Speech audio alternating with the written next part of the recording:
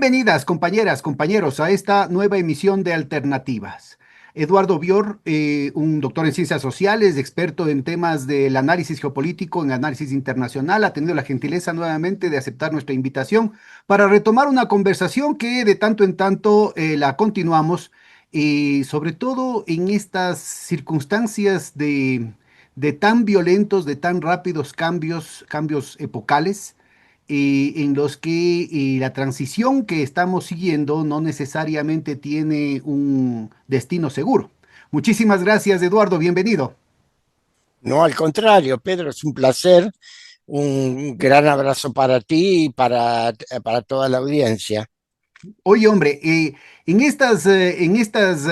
digamos? En estas turbulencias en las que no para un día sin salir noticias cada vez más graves, es decir, sobre todo para el establishment angloamericano, América Latina está colgada de un hilito en el que el favor de Trump significa garrote y más garrote, y tenemos que estar agradecidos que nos regrese a ver. ¿Cómo ves las cosas? Eh, a ver, yo te diría dos cosas. Primero, mi abuela española decía, el que mucho abarca, poco aprieta. Este, y lo segundo es el que necesita pegar mucho porque no tiene razones.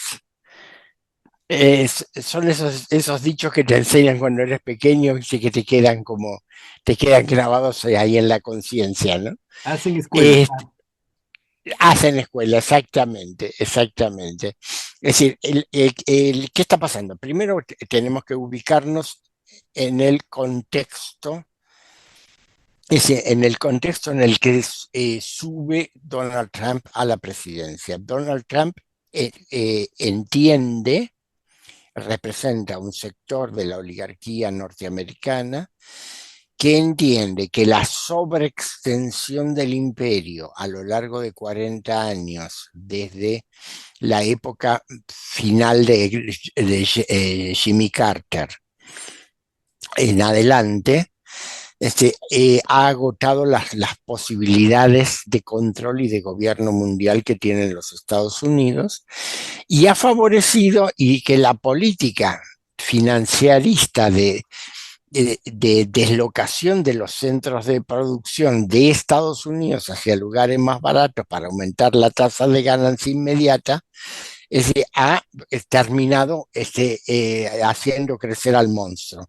China se ha desarrollado, ha crecido, los está emparejando y ya en el momento que Trump se plantea esto, ya está superando a los Estados Unidos en la inmensa mayoría de los rubros y de los aspectos.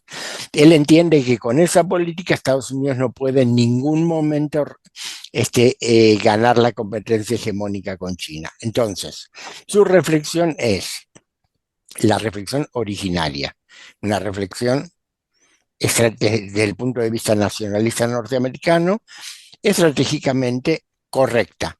Es decir, vamos a evitar las guerras, vamos a hacer una alianza estratégica con Rusia, es decir, invirtiendo lo que hizo Kissinger en 1971, la alianza con China para aislar a Rusia. Él lo que se proponía era aliarse con Rusia para ver si podía separarla de China. Aprovechar el tesoro oculto del Ártico. Entre paréntesis, hay que decirlo siempre, cuando uno dice Ártico está diciendo preparación para el Antártico, que tiene tesoros aún mucho más grandes que el Ártico. Es el Tratado Antártico, pierde vigencia en 2048. Si todo el mundo se está preparando para eso, para avanzar hacia el sur. La exploración del norte es, por así decirlo, una prueba general. Eh, Europa que se las arregle, porque es muy cara, y nosotros nos quedamos con todo el continente americano, incluida Groenlandia. Bien, esa era la reflexión inicial, pero evidentemente Donald hizo la cuenta sin el dueño del bar. Este, claro, son esas cuentas que uno hace cuando ha tomado 5 cervezas y dice, sí, seguramente le debo tanto, y no, resulta que era un poco más que eso. Este, eh, la, es decir, a partir de, de mediados del año pasado, les sacaron a relucir los archivos Epstein. Y los archivos Epstein que se van desgranando por goteo, es decir, primero que es una trampa, un error autoinfligido del propio Trump. Es decir, durante la campaña electoral, él prometió que iba a abrir completamente los archivos del Entonces, mira, si pederasta. empiezas por ahí, déjame que te interrumpa. Cuando vos dices, le sacaron los archivos Epstein, ¿cuál es el sujeto? ¿Quién? Porque esa es la gran pregunta ahorita. Entonces, parece ser que Trump tenía ya listo, ¿no es cierto?, podadita la información que iba a salir en los archivos Epstein y por eso se atrevió a decirlo como un arma en contra de sus opositores del establishment liberal, no solamente en Estados Unidos, sino en toda América Latina también. Pero le salen de pronto, ay, se nos han olvidado estos 3 millones de archivos que hemos tenido guardados y por ahí están diciendo que hay 3 millones más guardados, ¿no? Entonces, ¿quién? ¿Quién saca lo de Epstein? Yo creo que sí, formalmente los está dando a conocer el Departamento de Justicia. Y formalmente se pasó Pero por el filtro de Kash Patel, ¿no? Del FBI. Formalmente.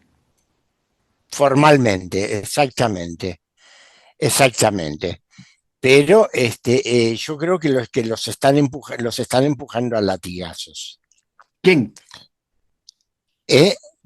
¿Quién? Los que tienen los que tienen la copia completa de los archivos. Es decir, los que pueden decirle o lo sacan ustedes o lo sacamos nosotros. Y le están marcando Por a ahí los tiempos. desmintieron una versión que inclusive la retuiteó Rafael Correa, en la que se ubicaba la mano del Papa Francisco, obligando a que los Estados Unidos transparenten esta situación. Después desmintieron esa situación, que no había una cosa así.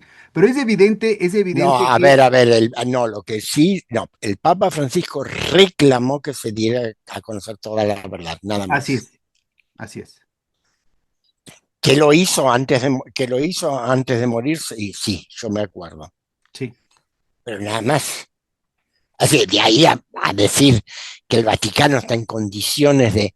No, el Vaticano, tengo gente conocida que trabaja allá, sí, gente amiga, mejor dicho, y te puedo decir que el Vaticano está en una situación tan deplorable desde el punto de vista organizativo, financiero y material, de que es insoniable que estuviera en condiciones de tener un manejo de inteligencia de esas características. Bueno, sigue la Eh, pregunta. ¿Quién entonces? Porque parece ser que de manera desproporcionada golpea a los sectores, tanto liberales como conservadores, tanto demócratas como republicanos, tanto de centro izquierda, entre comillas, como de la derecha europea y japonesa, y más bien como que deja un cierto respiro para los sectores de la extrema derecha del poder angloamericano, ¿no? Del espectro angloamericano. Más o menos. Más o menos, porque ahora han aparecido claramente las ligaciones entre Jeffrey Epstein y Steve Bannon. Así que precisamente, es decir, los recoge Thierry Meyssan en la última edición de VoltaireNet. ¿Ya? Es decir, se comprueba cómo justamente alude a dos cosas. Primero, a la campaña que ambos organizaron para derrocar al Papa Francisco. Ujú. Justamente una campaña dentro de la Iglesia Católica para derrocar al Papa Francisco. Y por el otro lado, este, la, el manejo que hace Steve Bannon de los primeros archivos en el momento de la muerte de Epstein, que a todas luces da toda la impresión de no haber sido un suicidio. Ah, claro. Este, es decir, como Steve Bannon, queda abierta la pregunta, la pregunta queda sin responder.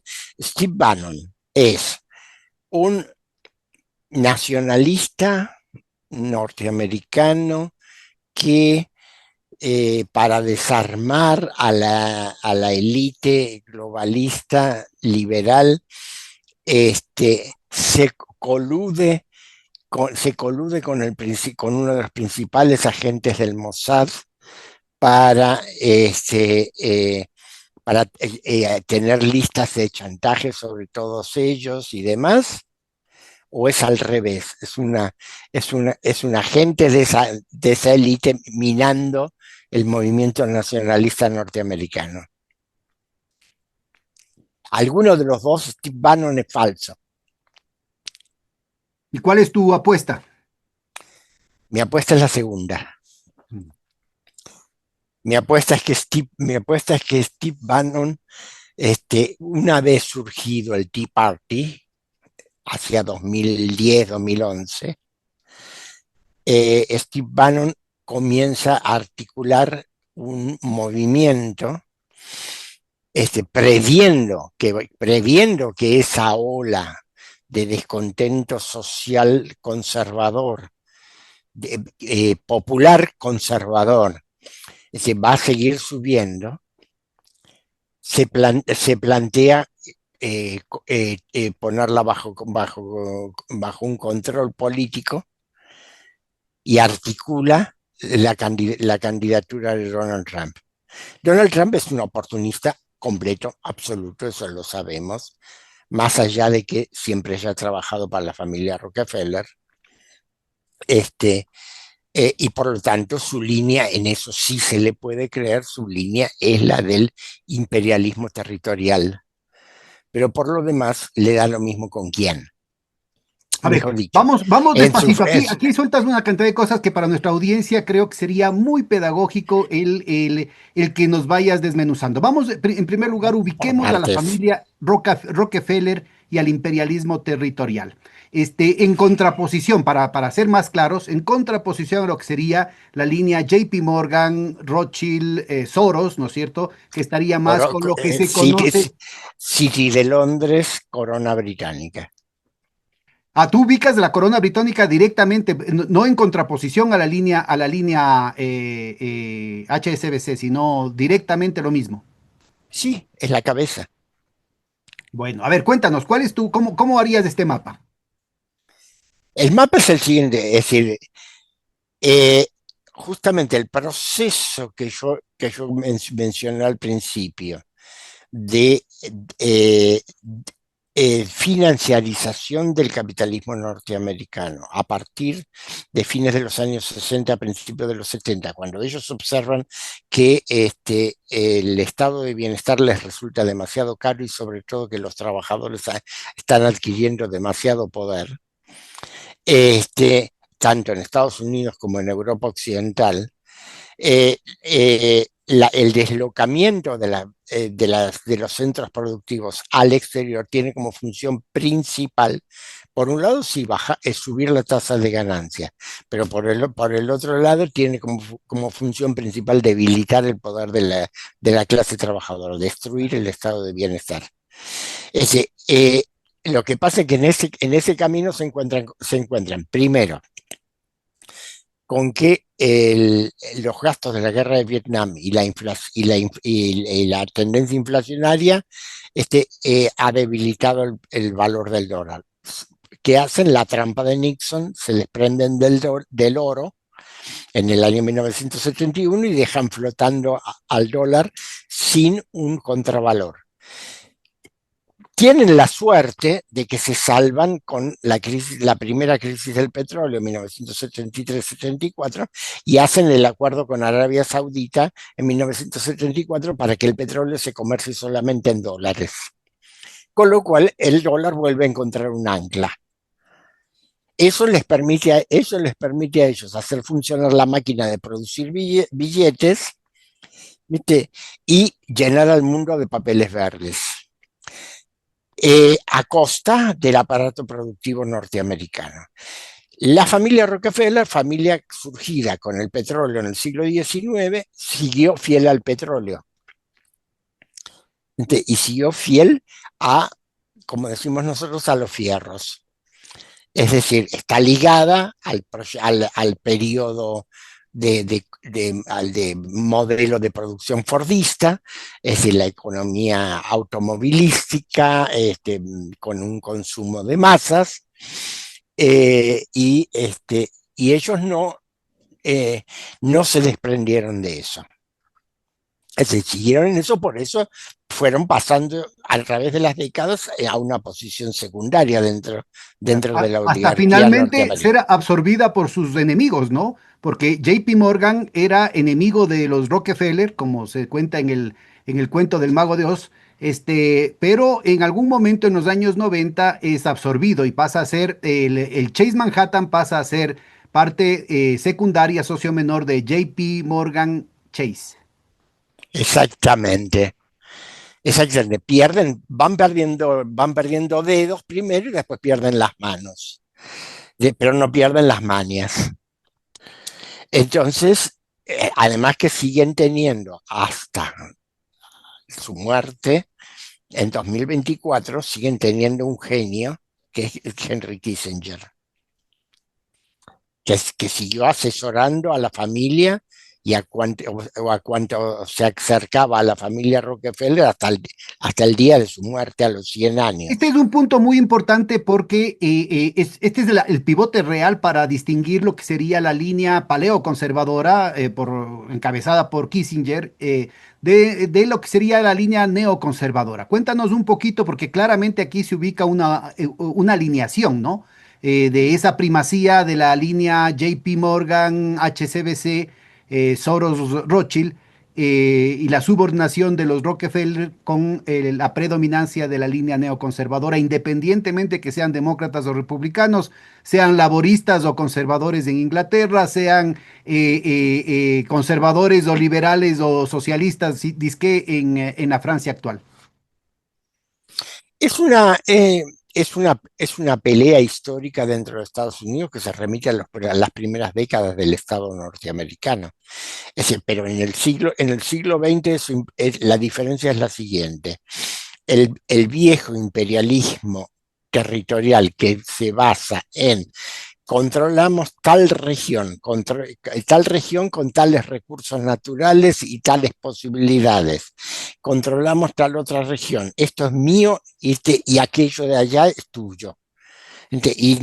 Esas son nuestras áreas de influencia y cada uno en su área de influencia hace lo que quiere contra la visión neoconservadora que dice, es decir, yo manejo una confederación del capital financiero, en este caso hoy en día del capital tecnofinanciero, de, que no respeta fronteras, no respeta áreas de influencia, se mete en todas partes y aspira a un único gobierno mundial tecnocrático. Es decir, su mayor representante ideológico es Elon Musk, que tiene esa propuesta, es decir, un mundo sin fronteras nacionales. Bueno, Que ya de, sí. Sigue, por favor. no, que ya de algunas maneras se venía esbozando hasta la pandemia en el foro de DAFO.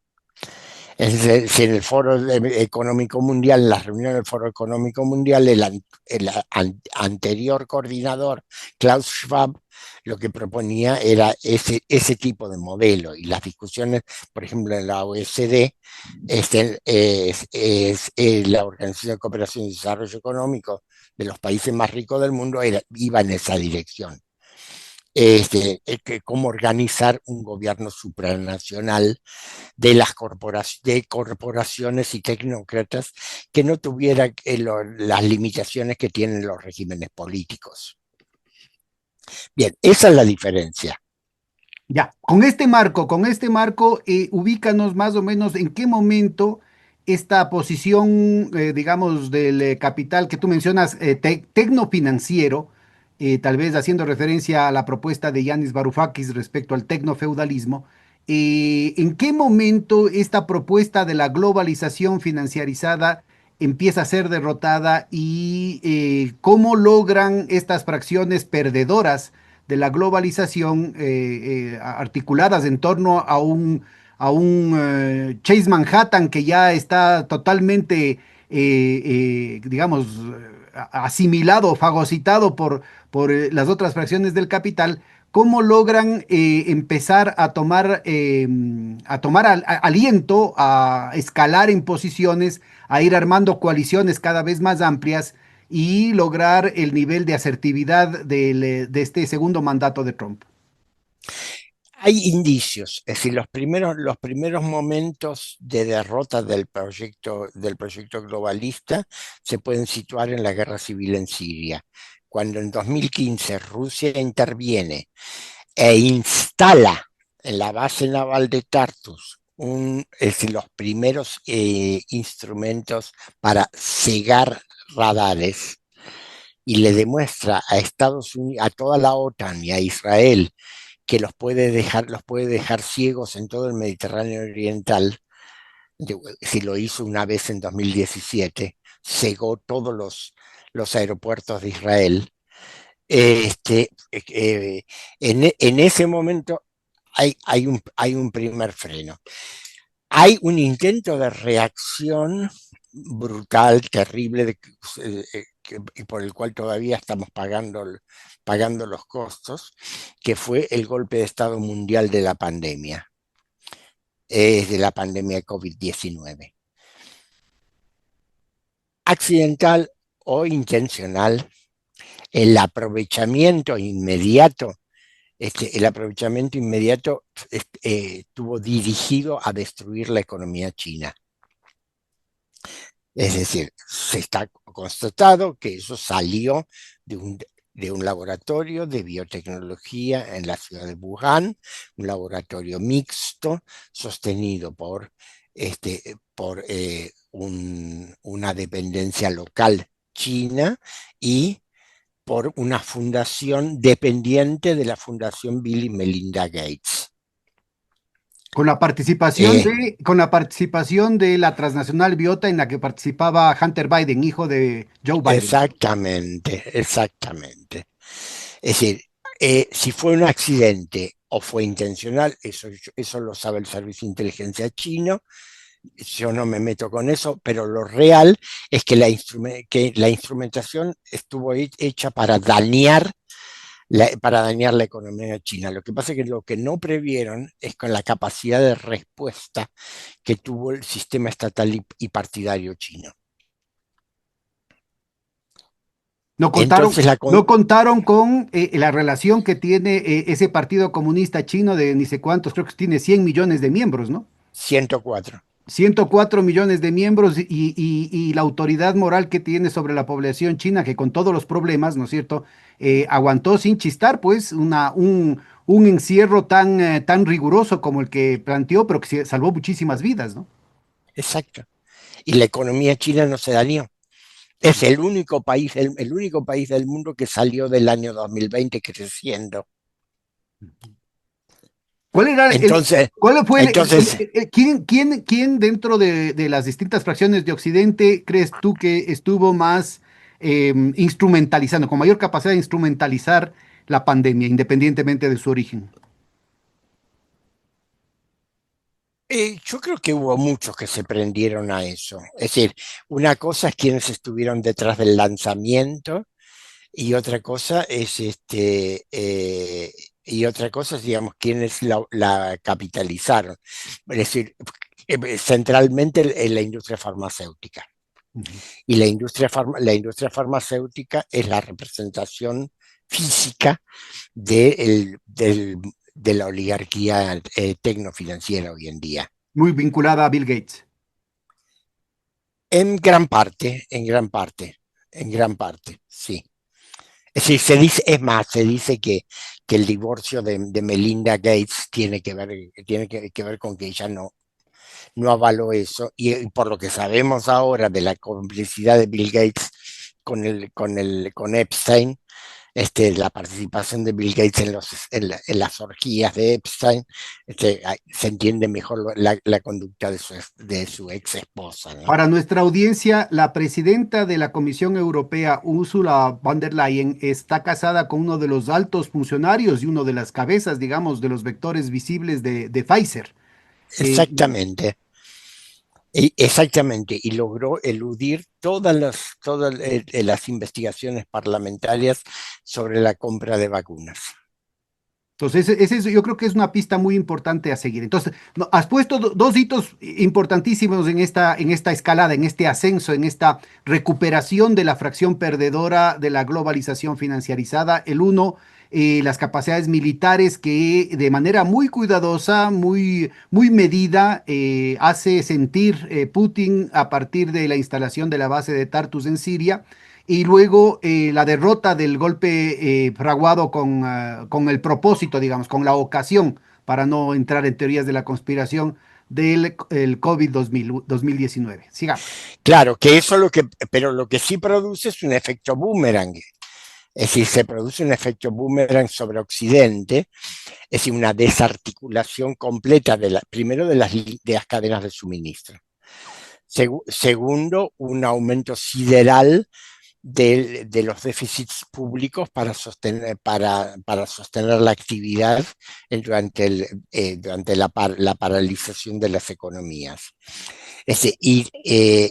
Ninguno de los países de Occidente se recuperó de eso. Mm. Ni siquiera Estados Unidos. Estados Unidos quizás es el que más, precisamente porque sigue siendo el fabricante de los papeles verdes, pero los demás países, las economías europeas quedaron destrozadas con Para eso. nuestra audiencia, Ent- las tasas de crecimiento del Producto Interno Bruto de la OSDE, que habían de alguna manera mejorado su situación, nunca han alcanzado los mismos niveles que tuvieron antes de la crisis del 2008-2009, pero que estaban recuperándose después de la pandemia, retornan a un nivel en torno al cual fluctúan que está muy por debajo de los niveles anteriores, casi la mitad de las tasas de crecimiento entre el, no sé, pues entre el 13, 14 y el 2019, 2020. entonces intentan una nueva aventura para salir. Es decir, son jugadores compulsivos. Son de esos que se funden en una rueda de la ruleta y salen, piden prestado y vuelven a entrar corriendo para apostar a lo mismo. Tienen que Es, leerse a Dostoyevsky en El Jugador, ¿no? Así necesitan, es de ese goce mortífero lacaniano el que en última manera impulsa, inclusive si es que ganan, pues siguen jugando para ver si pierden. es claro, exacto, O aunque correcto. sea, si es que ganan, que les den un chirlazo para ver si con eso quedan contentos su superior. Porque en 2021, despreciando todo tipo de advertencias por parte de Rusia, es decir, estaban a punto de lanzar la invasión sobre Ucrania Oriental, Sobre el Donbass, así es. sobre la cuenca del Don. Y como quedó confirmado en la audiencia que se llevó a cabo en el Senado de los Estados Unidos, Victoria Nuland, la operadora de todo este tema de Ucrania, desde que le dijo fuck you en el Maidán del 2014, reconoció que hubieron 48 laboratorios muy vinculados precisamente a Hunter Biden y a las transnacionales a las que hacías referencia, que habían estado trabajando con coronavirus en territorio ucraniano, ¿no? Y no solamente con corona, estuvieron trabajando con distintos tipos de enfermedades contagiosas. Armas Es biológicas incluían murciélagos y pájaros, ¿no? Cosa que está prohibido tajantemente por Naciones Unidas. Sobre todo los pájaros, sí. Trabajaron mucho con pájaros con la idea de que los pájaros podían pasar a Rusia. Entonces tenemos un tercer hito, Siria, el COVID y Ucrania. Y en Ucrania, nuevamente los para Rusia.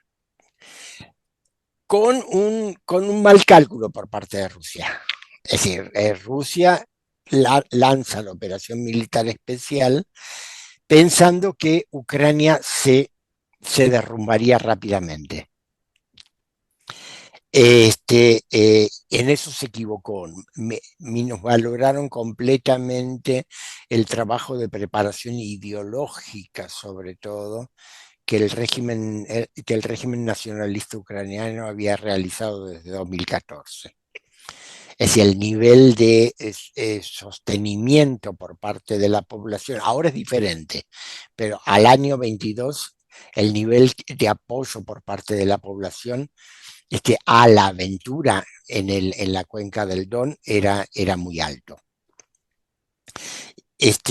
Bien, se llega a la famosa negociación en Estambul en abril de 2022, donde Ucrania está prácticamente a punto de firmar la paz, prácticamente, casi en los términos que ahora le propone Rusia. Y ahí es donde se produce el famoso viaje de Boris Johnson, el primer ministro británico, de que llega por tren a Kiev, y le dice, no firmen nada. Y ahí es donde se ve la reacción de justamente de esa oligarquía internacional con centro en Londres. Pues hay que repetirlo siempre, porque Londres parece que no tuviera tanto papel, pero la importancia que tiene, primero, la colusión entre la City de Londres y Wall Street, y segundo, las terminales ideológicas, políticas, de inteligencia, científicas que tiene ese mundo oligárquico financiero en la corte británica, le da una coherencia que dentro de Estados Unidos no tiene. Y con brazos Y por operativos como supuesto, el con sionismo. una... No te escucho la Sí, voz. y completaba solamente el tema, que Londres A tiene ver, a además ver, a ver. brazos Vamos, operativos. espera, un momento. No, no se te oye a ti, en cambio. ¿Qué? Te decía, Eduardo, que solo por completar el tema, que esa capacidad operativa, que se supone que ya estamos hablando de un imperio que no existe y que a veces lo plantean como una teoría de la conspiración, esa capacidad operativa extendida físicamente a nivel mundial con el tema tanto del sistema financiero globalizado como por los servicios de inteligencia coaligados allí, tiene operadores específicos tremendamente paradójicos como podrían ser, por un lado, el ente sionista y por otro lado, las monarquías petroleras del Golfo, por ejemplo, ¿no? A ver, eh, que el Estado de Israel sea un operador de esa oligarquía no es casualidad, porque justamente lo que te quería decir hace un momento, no terminé la frase, es que digamos, esas patas del gobierno oligárquico globalista, además de Wall Street, la City de Londres y todas las conexiones con la corte británica, tiene una mano financiera, que es la banca Rothschild. Claro, Y la banca Rothschild, como sabemos, es la inventora del sionismo. claro. ¿Eh? Es decir, brevemente, para no entrar en esa historia, para nuestro público, el sionismo no es un movimiento judío. El sionismo surgió en los Estados Unidos después de la Guerra de Secesión, en las nuevas iglesias pentecostales que aparecieron en ese momento. En los años 90 del siglo XIX, eso fue recogido por el banquero Rothschild, inglés, estrechísimo aliado de la expansión imperial de la expansión imperial británica, quien se lo impone al médico judío Teodoro Herzl. A partir de allí el sionismo comienza a tomar la forma de un movimiento judío. Punto. No, es larga la historia, pero eso para orientarse. eso para orientarse. Entonces, eso es lo que explica claramente lo que pasa, la posición, y por un lado, la función operativa del Estado de Israel, pero por otro lado su enorme poder, que se demuestra nuevamente en el caso Epstein. ¿Cómo? Es decir, no es una casualidad, no es digamos, para no caer en delirios filonazis. No es que los judíos se meten e infiltran todo. No, lo que pasa es que el Mossad, el Servicio de Inteligencia Exterior de Israel, primero que es un aparato de inteligencia creado a imagen y semejanza del Servicio de Contraespionaje Británico, del MI6,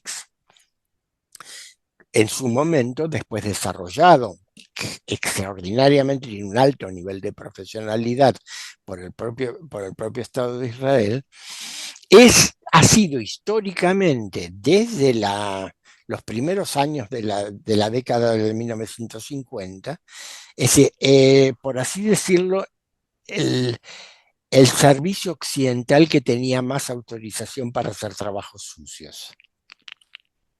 Aquí me En parece nombre que del... valdría la pena, cabe una nota al pie de página, ¿no? Que está surgiendo en torno a las filtraciones de los archivos de Epstein, porque están hablando entre gentes que saben de lo que están hablando, y Epstein le dice a Peter Thiel de Palantir, que es el sumum, digamos, la cumbre de la tecnología, del espionaje, de la vinculación al aparato, al Sí, complejo industrial militar y al propio Mossad.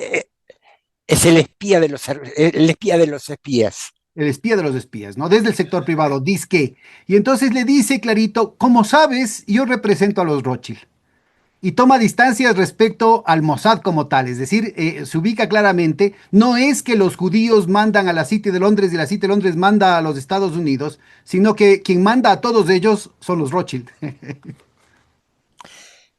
Sí, pero los Rothschild no serían nada sin su graciosa majestad, sin la legitimidad que les brinda estar al servicio de su graciosa majestad. Ya, yo quería un poco plantearte, no, más bien, Choc, estaba tratando de morderme la lengua para no plantearte, por ahí yo tengo algún seguimiento de esa situación. En realidad, el actual rey Carlos lo es, pero la reina Isabel, su padre, su abuelo, no lo eran, ¿no? Así que ¿Qué cosa? dentro de la City también hay fracciones ¿No eran y qué? Perdón. no eran directamente orgánicos a la fracción HSBC Rothschild. Carlos III Ah, sí, ah. Carlos III sí, Eduardo VIII sí, Eduardo VII sí. Entonces esto es muy importante, ¿no? Porque no es casual la guerra de bancos que se ha expresado en el bloque de poder británico de los últimos 6, 7 años, ¿no? Es decir, empezando y no acabando con el tema del Brexit, pero hay una clarísima ubicación por un lado, HSBC, por otro lado, Standard Chartered, que es el otro banco histórico, digamos, también con intereses sionistas, pero por otro lado está Goldman Sachs, por otro lado está JP Morgan, ¿no? Entonces hay una lucha entre los banqueros que es muy importante. Recordemos que John Major, del Partido Conservador, le da el golpe de Estado a Margaret Thatcher del Partido Conservador porque él representaba a Standard Charter y ella representaba a HSBC. Tony Blair, que era laborista, supuestamente, ¿no es cierto?, que era del otro lado, era también HSBC y por eso se vanagloria Margaret Thatcher diciendo, mi mayor obra fue que haya el laborismo de Tony Blair. Sí, sí, sí, sí, no, eso seguro. Yo creo que si hiciéramos la historia del larguísimo reinado de Isabel II, Ujú, ujú. encontraríamos periodos y periodos. Así es. Es decir, hay periodos, como por ejemplo la crisis de Suez de 1956, donde Gran Bretaña es arrastrada a una guerra loca contra Egipto, este, aún teniendo la oposición norteamericana, Y hay momentos donde Gran Bretaña juega claramente a la política sionista. Claro. Juega en contra, quiero decir, de la política sionista. Ujú. Sí, Sí, sí, eso yo seguro, creo que ese es un siempre. punto, yo creo que es un punto muy importante porque Trump justamente está jugando también a esas contradicciones, ¿no? Acaban de tumbárselo con los archivos de Epstein, acaban de tumbárselo a uno de los puntales del establishment gringo, pero también de todas esas redes que involucran sobre todo a la izquierda postmoderna, que es Peter Mandelson, ¿no? Lord Mandelson. Entonces yo creo que están jugando una Exacto. verdadera guerra de posiciones, ¿no? Es muy serio lo que está pasando. Lo que pasa es que los espacios de poder se estrechan, así como la guerra entre la oligarquía globalista y, digamos, el imperialismo territorialista de Trump, que en realidad tampoco es tan nacionalista. Pero eso lo tenemos que ver después. Eh, sí, abro un paréntesis, pero no lo desarrollemos ahora, que es la colusión de Trump con el mundo cripto. Ujú. Es decir, Es eh, enorme, ¿no? la, Este compromiso del la stablecoin es ley gigantesco. La ley Genius. es la ley Genius, exactamente, exactamente. Es un proyecto simplemente para buscar un nuevo anclaje para el dólar. Ujú. Es decir, en buscarlo, conscientes de que el anclaje en los recursos, en el petróleo se termina, conscientes de que hay un montón de países que van abandonando el dólar para sus transacciones comerciales, de, como no piensan, como tienen una deuda externa gigantesca, no tienen forma de pagarla y no piensan volver al patrón oro porque además no tienen cómo volver en esas dimensiones al patrón oro. Este, Buscan un nuevo ancla.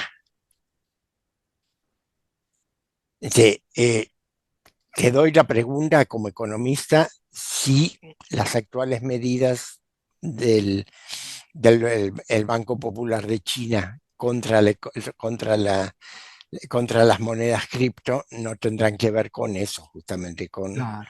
Claro, disminuir ese poder, el punto, ese poder y aquí está norteamericano para sobre retomar cripto. la caracterización que hiciste de estos hitos, estos últimos hitos que marcan el ascenso de esta fracción derrotada por el globalismo financiarizado especulativo. Y en ambos tres aparece una visión, una posición muy cauta de parte de Rusia y de China, ¿no? Es decir, se ve que ninguno Sí, de los dos despliega la total capacidad de respuesta, la total capacidad de daño frente a lo que podrían hacer con respecto en cada coyuntura y en cada ámbito con lo que podrían hacer respecto a la hegemonía occidental. Entonces yo creo que es muy importante ubicar que China, Rusia y sobre todo China, por ¿no? una razón muy simple, Están conteniendo por mucho. una razón muy simple. Sí, a ver, vamos. Sí, me lo vas a comentar como economista. Yo creo que son absolutamente responsables por el mantenimiento de la economía mundial, este, para que no se derrumbe.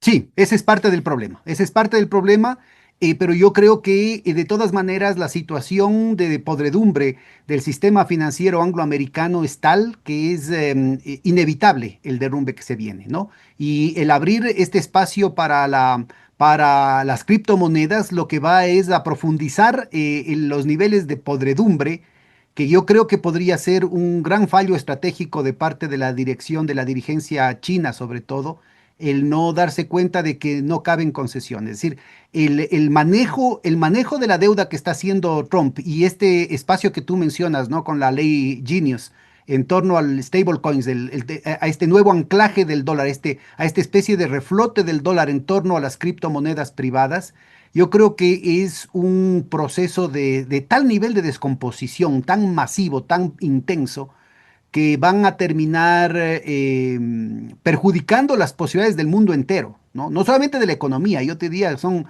problemas ya civilizatorios, es decir, un nivel de degradación tan Bien, masivo. en esa argumentación, entonces te devuelvo la pregunta.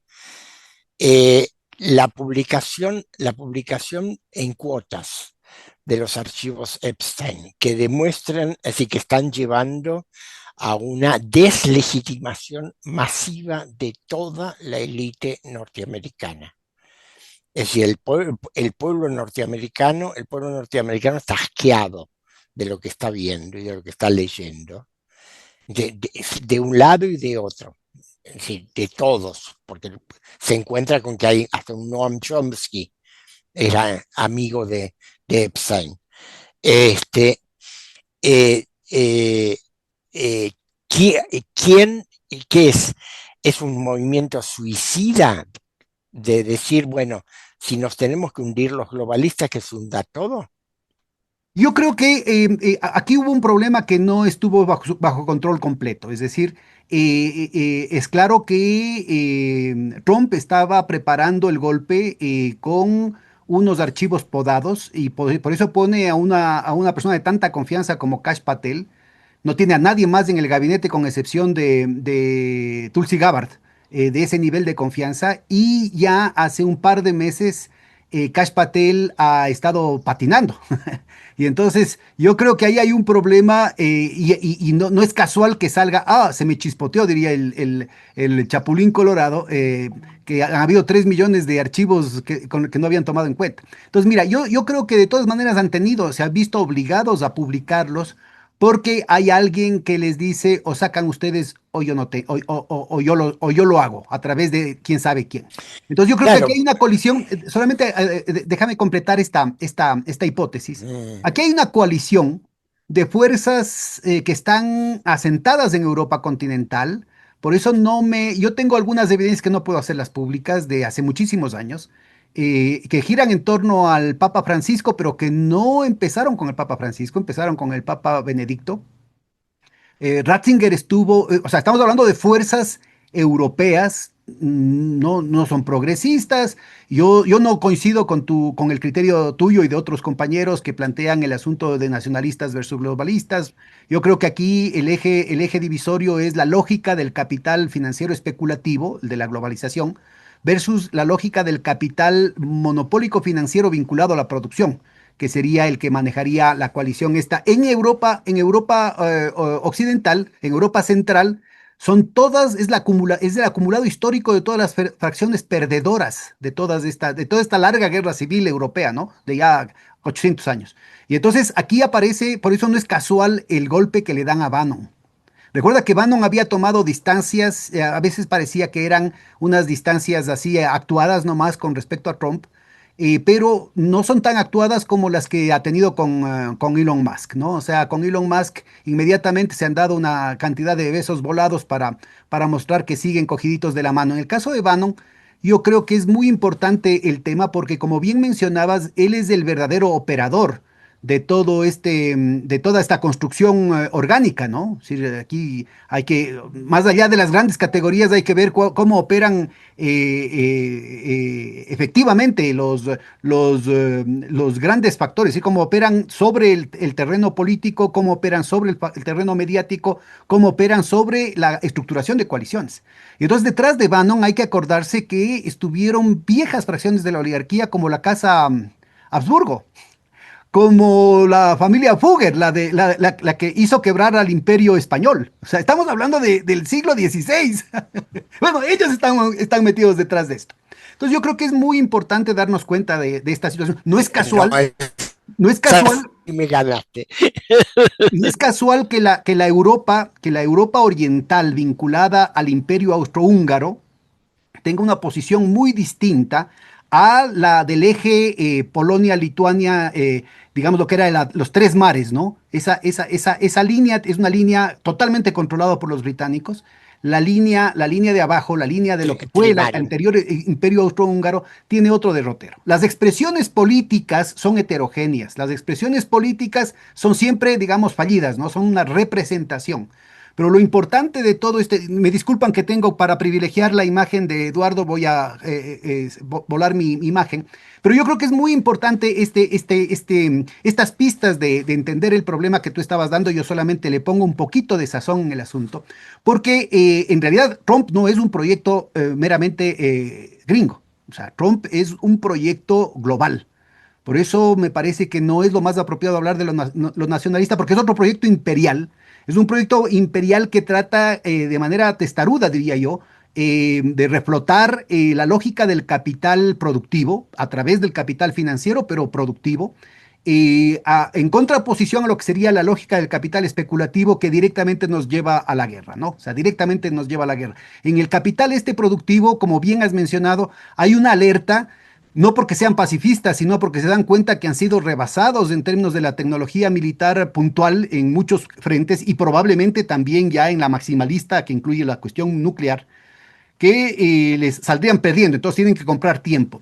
Pero intentan, y aquí está la clave del asunto, ¿no? Porque intentarían relanzar una hegemonía occidental, no necesariamente angloamericana, es decir, en una coalición más amplia, y paradójicamente, y que incluirían a Europa, a pesar de que Europa se ha suicidado, o le han suicidado en estos últimos años, pero que tienen un elemento fundamental porque incluirían en esta alianza, Trump no tiene la capacidad política de articular la coalición necesaria para hacer viable de manera pública, al menos no por ahora, la articulación de un eje Berlín, o más bien París, Berlín, Moscú, ¿no?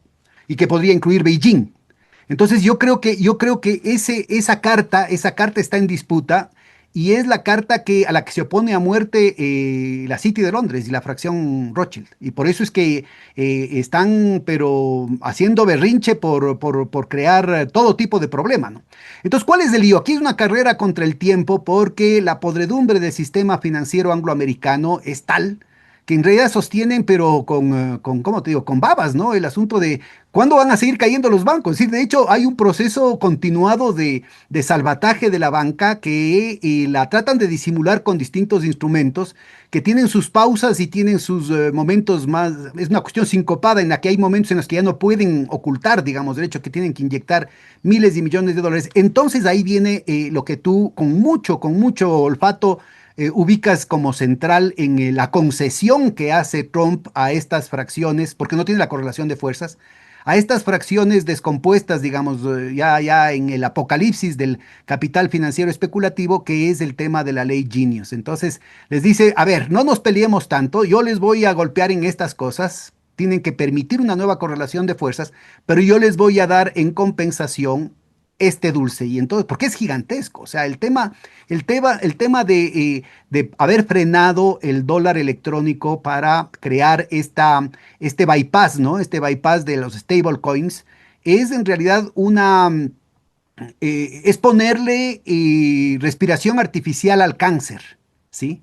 Es decir, en lugar de ponerle la respiración artificial al paciente, la propuesta de Trump para evitar que las rules of engagement, ya dicen los gringos, ¿no es cierto?, sean extremas para tratar de minimizar la escalada del conflicto dentro de las fracciones angloamericanas, es darle respiración artificial al tumor.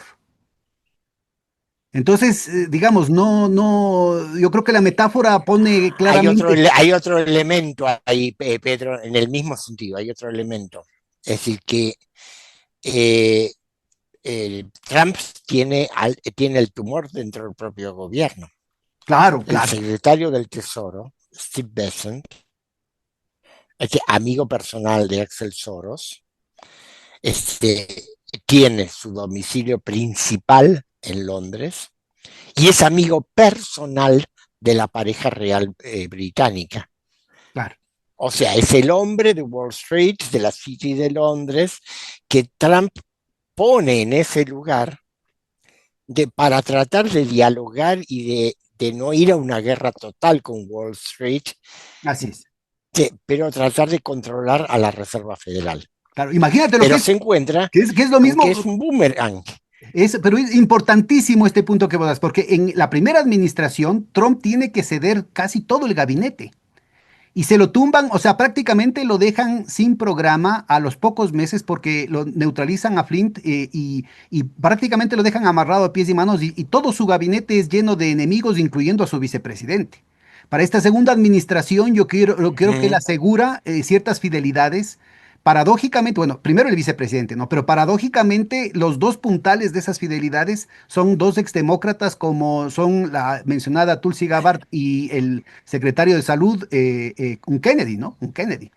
Y entonces no es Yo solamente no sé hasta vete. qué punto el vicepresidente es leal, ¿eh? Ah, sí, también. Nadie, no Así se yo tengo sabe, mis pues. serias... Esa es la pregunta del millón de eh, dólares, porque el propio sí, Trump no sabe. porque, digamos, de ese rincón, o de ese rincón, o del Departamento de Estado, podría también estar viniendo la publicación en cuotas Mm, de los archivos Epstein. claro. No, no nos olvidemos que J.D. Vance es el hombre de Peter Thiel, y con el poder informático que tiene Peter Thiel, es decir, la información que ese hombre maneja con Palantir,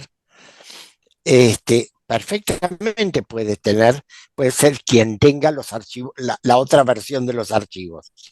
Así es. Pero el punto aquí es Es decir, clarísimo, ¿no? porque Es el hecho. acá es lo siguiente, el derrumbe, ¿a quién conviene? ¿A quién conviene la demolición en cuotas de la imagen de Donald Trump? ¿A quién convendría una derrota de Trump en noviembre? A una sola persona, a J.D. Vance.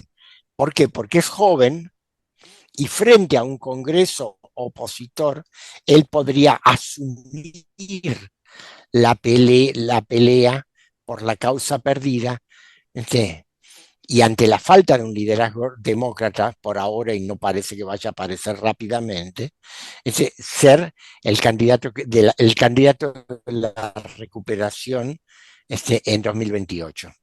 Es un No le juego conviene, peligroso, por ¿no? otra parte, no le Es, conviene. es un juego peligroso porque no puede permitirse una, des- Es una que, de- desmoralización mayor de MAGA, ¿no? No puede permitir que se desestructure la base electoral de Trump, como está sucediendo. La velocidad del deterioro de la imagen de Trump le puede golpear muchísimo. Está jugando con fuego.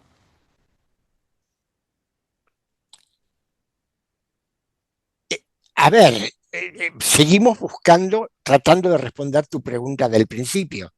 ¿A Sí. quién conviene? ¿A quién conviene la publicación de esto? Una de dos. O es una operación de suicidio colectivo, donde todas las fracciones se suicidan, cosa que yo no creo, o hay alguien a quien le conviene. Ahora, en el escenario específico de Claramente, Israel, en el escenario específico de Israel, el gran beneficiado es Netanyahu, ¿no? sí, eso clarísimo. En el mundo judío en Cla- general, sionista y no sionista, y todos sus círculos concéntricos a nivel mundial, pero también en el Estado de Israel, este es un golpe durísimo a los enemigos de la línea Netanyahu. sí, sí, sí, sí, sí, sí.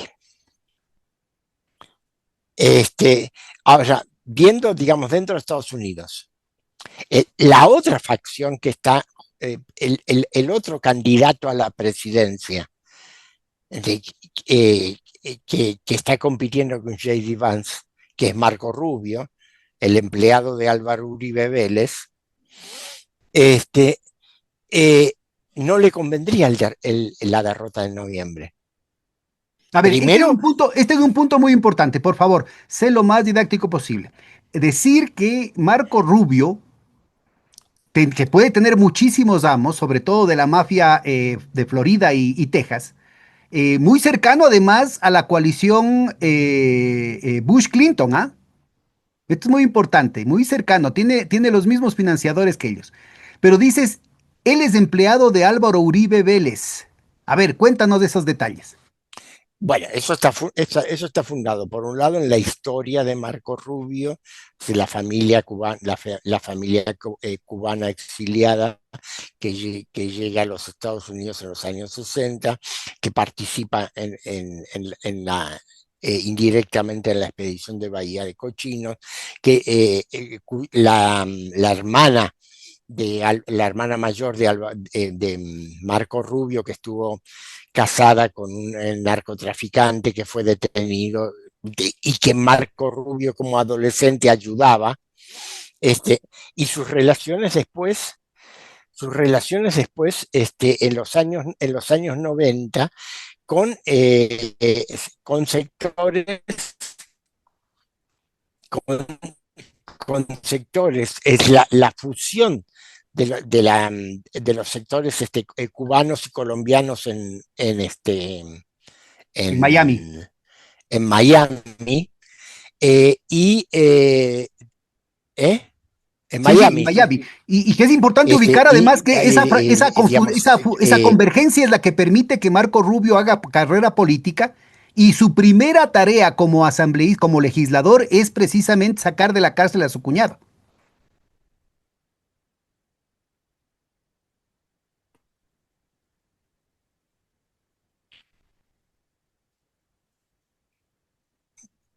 ¿Me oyes, Eduardo? tenemos que cortar, pues no se interrumpe. Adelante, adelante. Es decir, desde la década de 2000, Marco Rubio tiene relación directa con Álvaro Uribe, cuando Álvaro Uribe todavía era presidente de Colombia, y él es el quien en 2014 lo lleva, lo lleva al Congreso, y luego durante la primera presidencia de Trump lo lleva a la Casa Blanca. Es decir, él es el introductor de Álvaro Uribe, en la Casa Blanca, el que establece la relación con Trump. Entonces ahí hay una relación. Sabemos quién es Álvaro Uribe. Álvaro Uribe es el capo del narcotráfico latinoamericano, es el capo de la ultraderecha latinoamericana, es el capo de los paramilitares, es el que exporta paramilitares a Ucrania y es el que ha empujado varios gobiernos de extrema derecha en el continente. Es el patrón del mal, realmente, no es, más que su, que su jefe originario, que Pablo Escobar. Es Álvaro Uribe el patrón del mal. Álvaro Uribe maneja un poder financiero y político. La Fundación Libertad, encabezada por José María Aznar, está financiada por Álvaro Uribe. Este, este, eh, Todo eso, digamos, le da, y con la base que tiene en Miami, él lo convierte en el patrón político y financiero de hecho de Marco Rubio. Por eso yo dije el empleado de Álvaro Uribe. Pero realmente, si miramos las políticas que viene realizando Marco Rubio en el continente americano, responden a la línea y a los intereses más inmediatos de Álvaro Uribe. Esto es muy importante y sobre todo para entender cuál es el efecto que tiene la provocación que acaba de hacer el presidente Noboa del Ecuador en contra de Petro, ¿no es cierto?, para generar una discrepancia allí, intervenir en las elecciones colombianas, pero también contribuir a este clima conflicto dentro de América Latina. Pero ¿por qué decías tú hace un momentito que a la candidatura de Marco Rubio a la presidencia de la República en contra de J.D. Vance no le convendría un resultado deteriorado en estas elecciones de noviembre? Primero porque se ha demostrado hace algunos meses con la pérdida de la alcaldía de Miami. Es decir, la base electoral, la primera base electoral de esta coalición es Florida. Es decir, y una derrota en las elecciones de medio término en noviembre próximo implicaría por lo menos una pérdida importante de votos en Florida. Yo leí un análisis sobre la elección de Miami. Parece que uno de los factores importantes fue que el alza, la inflación norteamericana afecta a las familias de tercera edad que han ido a refugiarse al estado de Florida al final de su vida, es decir, que han ahorrado toda su vida para poder ir de viejos a vivir en un clima cálido. Entonces, el aumento de los precios los afecta directamente. Lástima. Este, y eso parece que ha sido un factor decisivo en el voto a favor de los demócratas en Miami. Ahora, de todas maneras, Álvaro, ¿cómo es? Marco Rubio también es otro de los enemigos de Trump dentro del gabinete, ¿no? Lo tiene ahí como parte de la cuota, en el mismo sentido que lo tiene a Bessent, ¿no? Tiene más que eso. No te olvides que Marco Rubio, además de secretario de Estado, es el asesor de seguridad nacional. O sea, es el hombre que a las 6 de la mañana entra al Salón Oval a llevarle al presidente el memorándum con todo lo que sucedió en el mundo. Bueno, Es decir, tiene ¿y una cómo crees tú que influencia enorme a la sobre la fracción agenda. a la fracción de Marco Rubio, cómo crees que le ha afectado las revelaciones de lo de Epstein? Porque Clinton queda totalmente empañado, ¿no? Clinton queda totalmente empañada. A ellos, yo creo que a ellos les afecta sobre todo por el riesgo de pérdida de base legislativa. Es decir, que mientras que J.D. Vance no tiene base, no se apoya en una base legislativa, sino que se apoya en el papel, en el poder inmenso que tiene Palantir.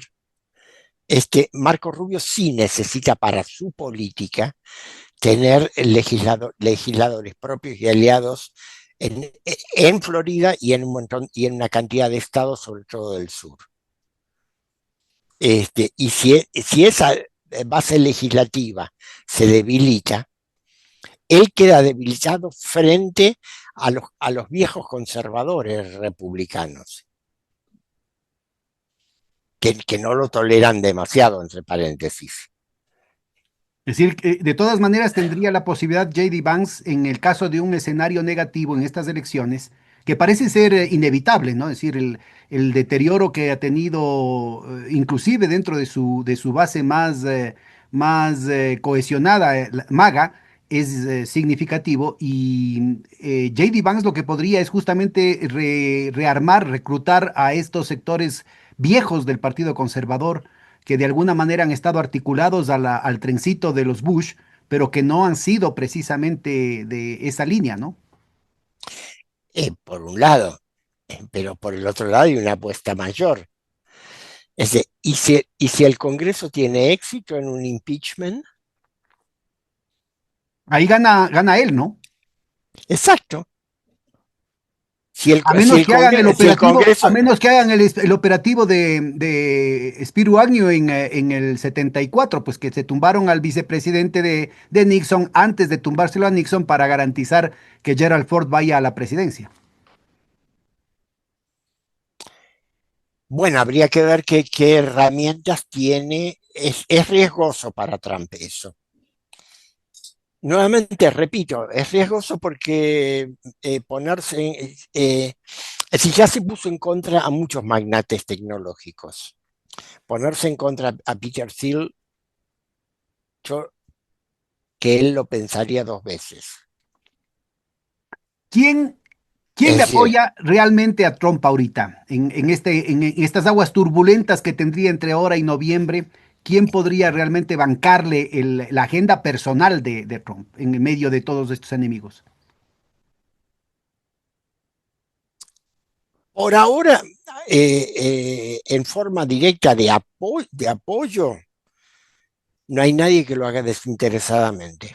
Porque el propio yerno, Jared Kushner, que es el que está negociando en Asia Occidental, y que se metió también en la negociación de Ucrania, no sé quién le abrió la puerta, tiene una fuerte sociedad con Netanyahu.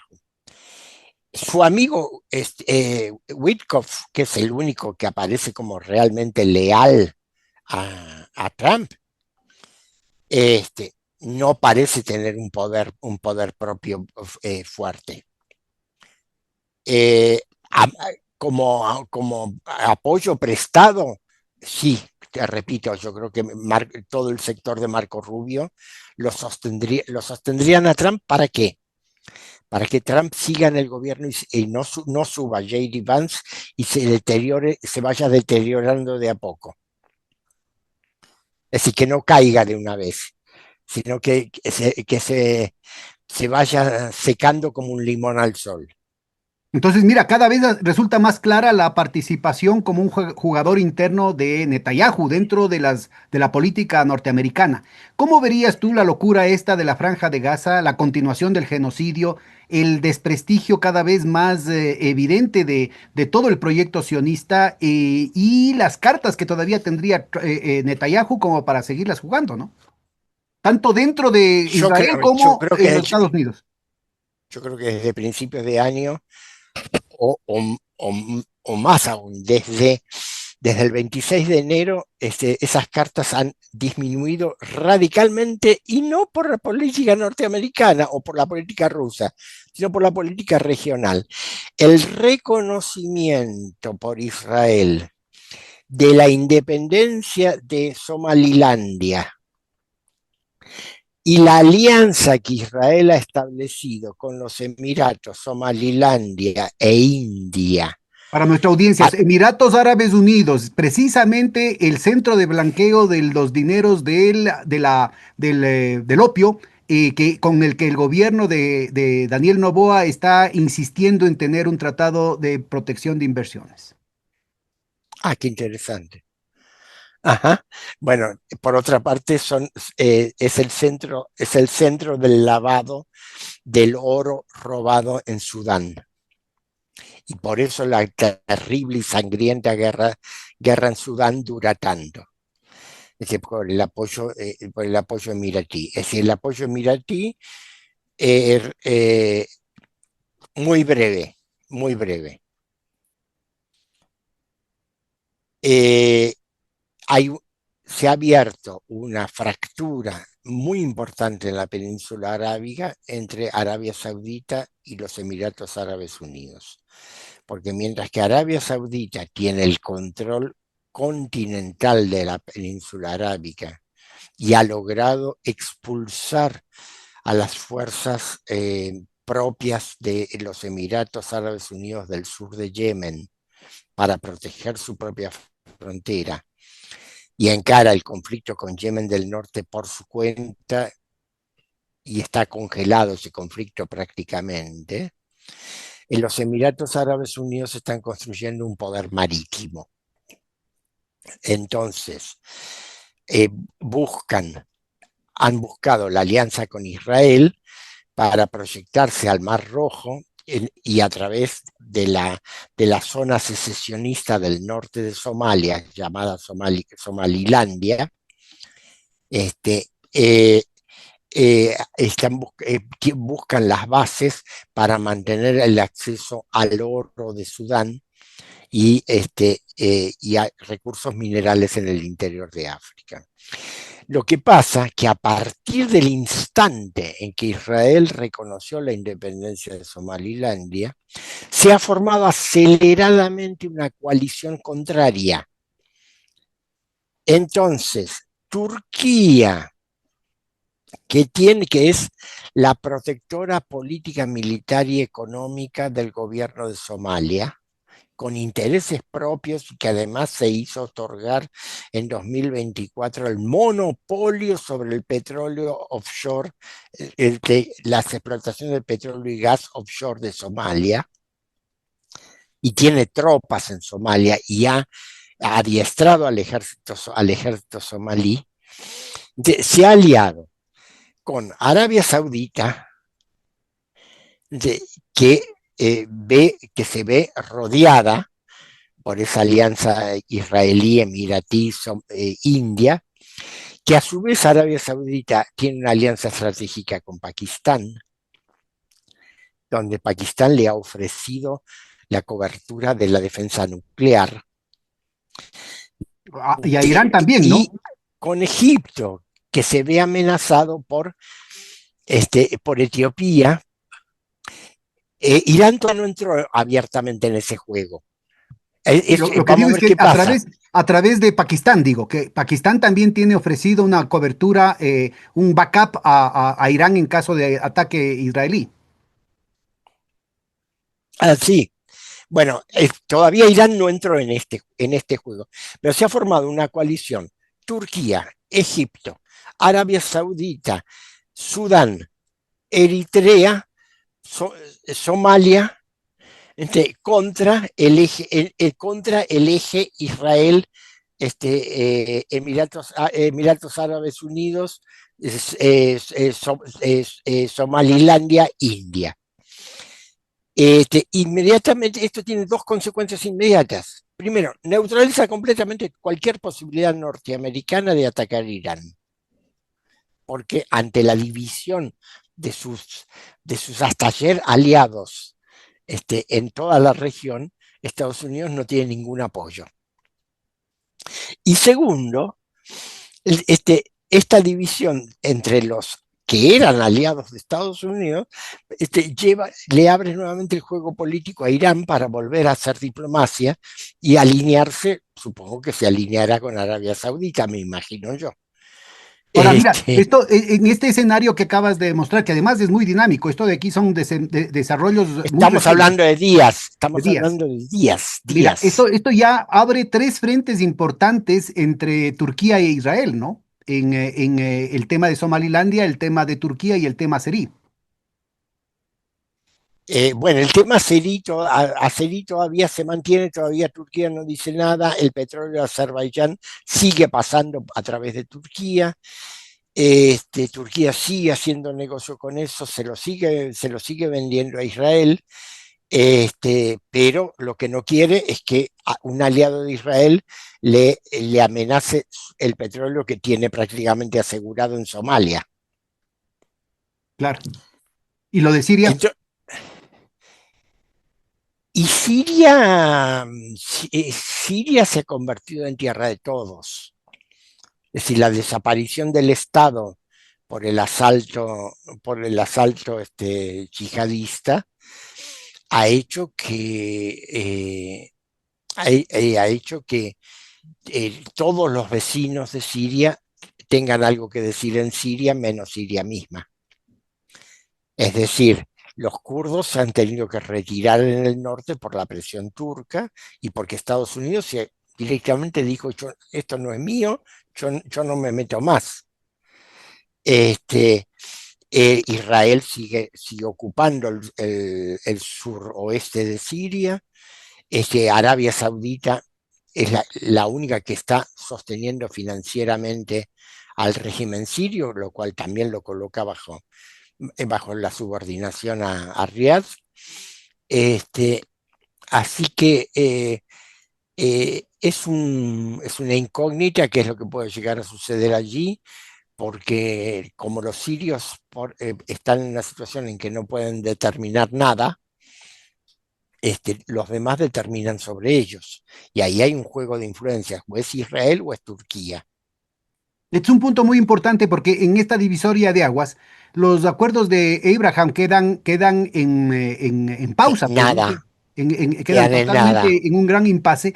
Y la alineación de Qatar, que ya había tenido una bronca que estaba escalando y que fue desmontada muy rápidamente, me di cuenta que con la participación inclusive de Rusia, entre Qatar, la bronca entre Qatar y Arabia Saudita, ahora, ¿cómo se alinearía en esta nueva polaridad Emiratos Árabes Unidos versus Arabia Saudita? Bueno, tanto Qatar como Bahrein están mirando para el otro lado. Qatar no quiere broncas. No quiere broncas por una simple razón. Por un lado, comparte el yacimiento de gas más rico del mundo con Irán y mantiene en ese sentido una buena relación de no agresión. No son amigos, pero una buena relación de no agresión con Irán. Por el otro lado, la potencia más importante de la península arábiga es Arabia Saudita. Es decir, si Arabia Saudita decide entrar en Qatar, el Emirato dura 24 horas.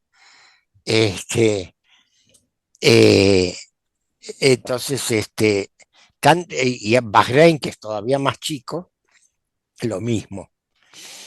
Están todos haciendo, y Kuwait también, están todos haciéndose los tontos, yo no veo nada, esto a mí no me toca, ¿qué pasa por aquí? ¿No? Así miran para otro lado, silban bajito y siguen haciendo sus negocios tratando de que no nos manche. Pero esto va, si este conflicto escala, los va a manchar. Lo que yo traje a colación todo este tema en la región del Mar Rojo y Océano Índico, por lo que dijiste sobre Netanyahu. Si bien Netanyahu es el que más está ganando de la crisis política norteamericana por los papeles de Epstein, no lo puede capitalizar. Se le acabó el Porque, margen de maniobra. exactamente, por así decirlo, abrió la boca más de lo que podía comer. Es decir, el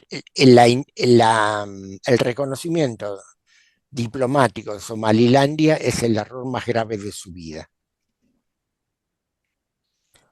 porque destrozó la construcción diplomática y de inteligencia que venía armando desde hacía 20 años. Ahora, ¿cómo esta nueva configuración estaría afectando al tema de los BRICS? Mencionaste el papel de India en esta coalición, digamos, en esta que viene desde hace largo rato, ¿no? Es una que básicamente tiene que ver con los servicios de inteligencia y la cuestión de la alianza antimusulmana. No, pero India, no, pero se vincula también, ahora es estratégica, Pedro, porque hay que vincularla también con el acuerdo de libre comercio con los Estados Unidos y con la promesa de dejar de comprar petróleo en Rusia. a ver, Es cuéntanos, decir, porque esto está golpeando el corazón de lo que había sido el desempeño de los BRICS de los últimos 3, 4 años, ¿no? exactamente. Sí, yo no sé cómo se va a resolver. Es decir, ayer estaba leyendo una declaración del vicecanciller ruso, de Ryabkov, donde él decía, bueno, los BRICS crecieron mucho bajo la presidencia rusa en 2024, hoy tienen un tamaño muy grande, nuestra tarea ahora es consolidarlos. Es decir, los problemas son inmensos, porque compatibilizar a Arabia Saudita con los Emiratos Árabes Unidos, con Etiopía, con India Con Irán. y con Irán dentro de los BRICS. Es decir, yo no quisiera ser diplomático ruso-chino en este momento. Felizmente está Lavrov ahí, ¿no? Lavrov es probablemente el más hábil de las últimas décadas. Sí, bueno, pero es que hay ciertos casos en que, a menos que le den un giro y en realidad le den un funcionamiento más tipo Naciones Unidas a los BRICS. Bueno, este va a ser un lugar donde nos vamos a poner de acuerdo cuando tengamos conflictos. Si más que un bloque, una organización multinacional de estados que tienen un parqué en donde sentarse a conversar cuando hay conflictos muy graves entre ellos. Pero es otra cosa completamente diferente a lo que se venía pensando de que iban a ser los BRICS. Bueno, y el juego en todo esto de China y sobre todo con los remesones que se ha dado en la cúpula militar, ¿cómo verías tú las redefiniciones que tiene que empezar a darse por parte de China? Bueno, como decías hace un rato, China está actuando con suma prudencia, sobre todo para evitar que la economía mundial se desbarranque. Y además opera con el tiempo. Es decir, es consciente de que este proyecto Trump es de muy corta duración, muy corta duración, y que esto se va a desbarrancar en algún momento.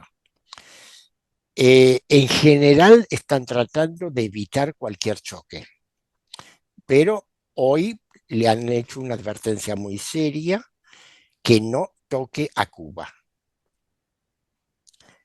Es decir, le dijeron claramente a los Estados Unidos, Cuba no se toca.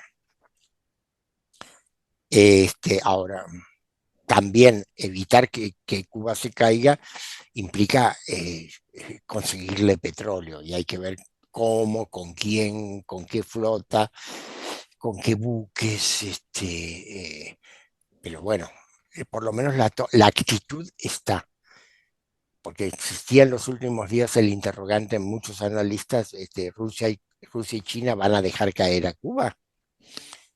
Aparentemente no, pero van a tener que arriesgar mucho más para sostener la economía de la isla. Y logísticamente es muy lejos, ¿no? Está muy lejos. ¿Cómo hace China para reaccionar ante cualquier eventualidad? Además que China no tiene petróleo para mandarle. Claro. Necesita que algún país aliado le mande petróleo. ¿Y vos crees que Rusia pueda desviar lo que va a dejar de venderle a India, podrá enviarlo, por ejemplo, en proporción mucho menor, ¿no? A Cuba? También está No, lejos. no, eso sería, primero que sería otro tipo de cosa completamente diferente, es una ayuda humanitaria, porque Cuba no lo puede pagar. Ya. Es decir, no es comercio como era con India. Segundo, que yo creo que Rusia todavía está esperando a ver si es cierto que India va a dejar de comprar petróleo. Eh, es probable que Rusia organice una cadena de ayuda humanitaria, pero ahí lo va a tener que hacer con flotas. No va a poder mandar barcos solos para evitar que sean copados por los norteamericanos. Es decir, armar un convoy de 6, 7, 8 petroleros y acompañarlos con la flota rusa. Es, una, es un conflicto estratégico de nivel mayor. Está al nivel de la crisis de octubre de 1962. Terrible, ¿no? Terrible. Bueno, por más que hemos intentado concentrarnos en pocos puntos, en realidad es imposible evitar el ubicar la concatenación, ¿no? De este tablero múltiple de ajedrez mundial. Y yo te agradezco muchísimo, No, Eduardo. al Te comprometo contrario. porque nos hemos quedado con muchísimos temas en carpeta. Te comprometo, no sé si pudieses la próxima semana o lo más pronto posible para continuar nuestra conversación. Y por lo pronto, a ver si unas últimas palabras tuyas para redondear lo que hemos tenido de sesión de esta tarde. Empezaste preguntándome por América Latina. Nos hemos pasado 1 hora y media hablando del marco y el contexto necesario para entender qué es lo que pasa en América Latina. Bueno, entonces quedamos la próxima semana de pronto, esta misma hora, mismo canal, ¿te parece? Perfectamente, de Un gran acuerdo. abrazo, Eduardo, Muy un gran bien. abrazo, muy Pasa. gentil. Igualmente, igualmente ha sido un placer. Será hasta la próxima semana entonces.